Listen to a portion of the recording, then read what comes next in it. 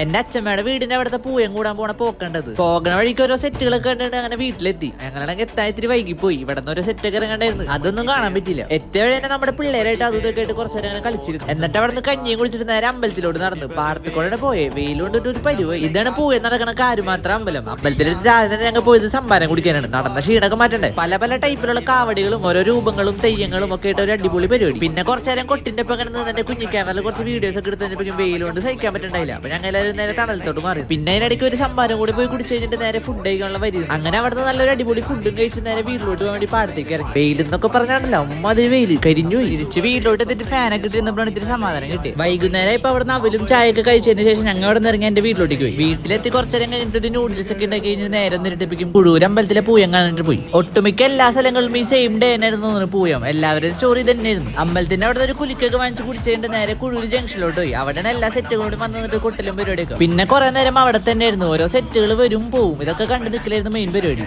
അപ്പൊ ശരി എന്നാ, ബൈ.